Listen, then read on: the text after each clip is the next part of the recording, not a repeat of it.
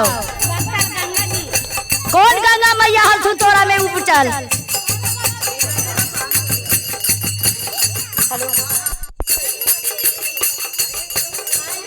अरे सामी मोरा जुआ के कठोरा के मरियो नहीं खोला हाथिन हो राम।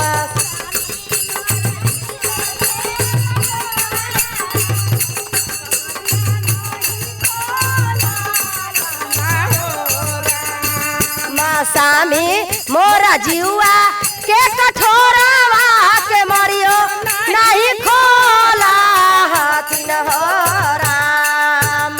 सामी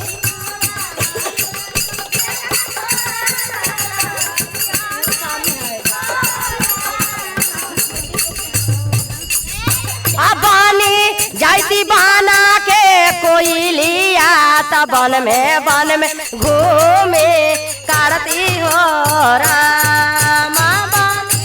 जाती बाना के कोई लिया त बन में राही जाती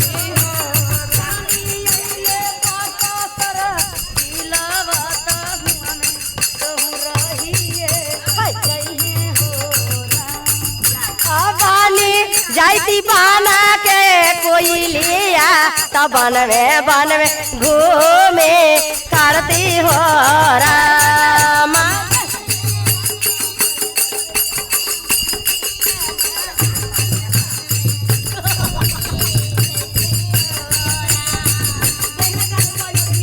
अरे शिवा गुरु तन बन में घूमे त बोली के सुनाई देती हो राम।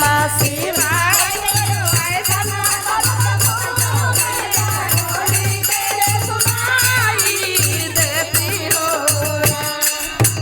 झीर झीर बरसे लागल पानिया त सारी मोरा भींगे लागल हो राम।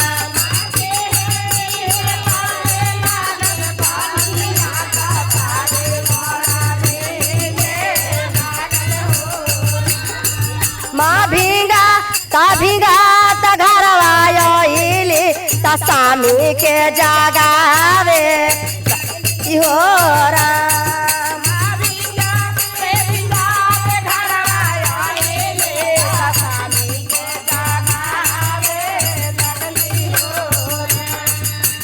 देख सखी हम एक तो पानी से भींज गए हमारा ऐसा पति देव हथन कि बाप रे बाप हम भींगी थी तो कहती तू का करके तू अइले। अरे सामी मोरा जुआ के कठोरावा के मरियो नहीं खोला हाथिन हो राम। सामी मोरा दिलवा के कठोरा के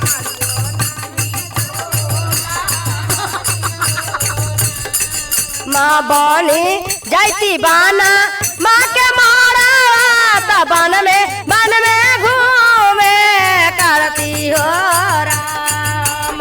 बनी जाती बाना के मोरा नीता बन में घूमाता रहती हो। त कौन बाबा धाम में तू गेल जल ढारे हो? अरे बनी जाती बाना माँ के मारा त बन में घूमे करती हो।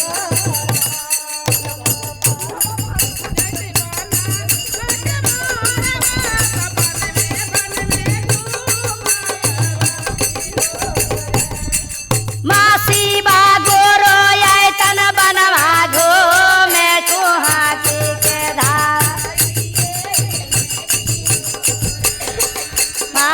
बागोरो आय तन बनवा घूमे ताहुची के देखाइए देवै न हो राम। मासी बागोरो आय तन बनवा घूमे तानाची के दे तनाचो नाचो नाचो जय हो जय हो जय हो हाय हाय जय हो पूनम दीदी।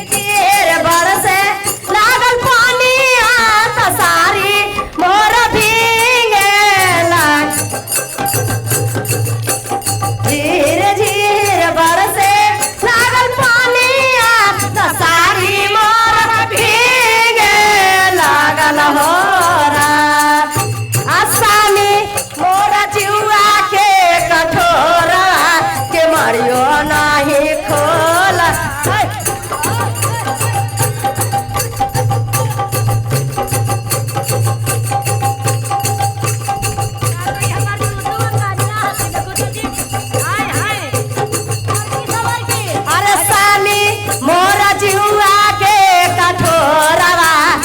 कहियो नाही होला हाथिन हो रामा।